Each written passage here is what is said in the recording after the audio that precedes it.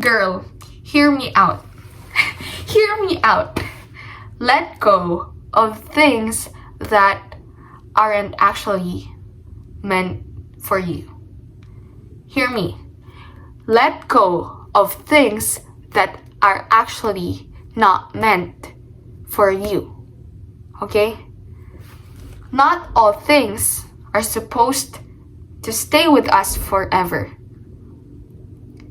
There would be things, or maybe people, or maybe opportunities, or maybe, whatever that is, na meant lang or supposed to stay for this period, for this chapter, for this journey, for this episode, or for this series. Okay? Hindi lahat ng bagay o ng kung ano man yan ay meant para samahan ka forever. And I know it's sad when fix na yung utak mo na iniisip mo na, okay, meant na to sa akin, na this is meant to stay with me forever. Pero hindi pala talaga. But hear this out. Mas masakit, mas devastating, mas disappointing, and most probably, it would lessen the genuinity of the happiness that you're most likely to feel if malalaman mo na yung isang bagay or whatever that is ay kaya lang pala siya nangyari, kaya lang pala siya napasayo kasi pinilit mo. Kasi ginawan mo ng paraan. Kasi ikaw yung may gawa.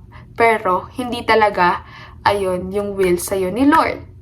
And that's actually one thing I also want you guys to learn and to realize na dapat we always have to seek for God's will. Okay? Girl, seek for God's will. Pag will ni Lord, wala kang pagsisisihan. Yes, most probably masasaktan ka, malulungkot ka, mafo-frustrate ka, mako-confuse ka, magagalit ka, ko-questionin mo, or maybe magtampo ka kay Lord. Pero, the Lord, God, He's the one who knows what we really need and what's best for us. Okay? Hear that. God knows what's really best for us and what we need. Meaning to say, kapag nilet mo yung will niya, lahat ng ma-experience mo, lahat ng mapapasayo, lahat ng ibibigay niya, pagkakalob niya sa'yo, that's actually meant for you. And all of those, ayun talaga yung kailangan mo in your life. Okay? Maybe, some experiences, or sasabihin ko na, some people, meant lang talaga sila na makasama mo or magkaroon ka na experience with for just a moment in your life, or maybe I would call chapter in your life. And meant silang magstay lang dun kasi para lang bigyan ka ng lesson or iwanan ka ng lesson. Maybe ayun yung purpose na binigay sa kanila ni Lord. Or maybe hindi nila purpose na dumating sa buhay mo eh. Ang purpose nila is to give that lesson.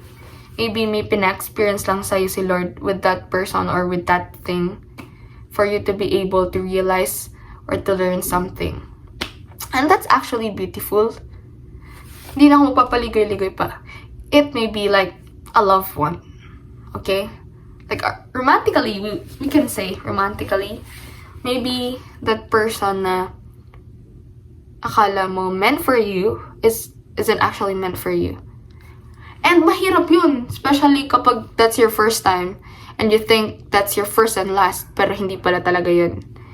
But, isn't it beautiful that even though it just lasted for a short time, God let your experience, He made you feel how it feels like to feel a genuine love, to feel a genuine care.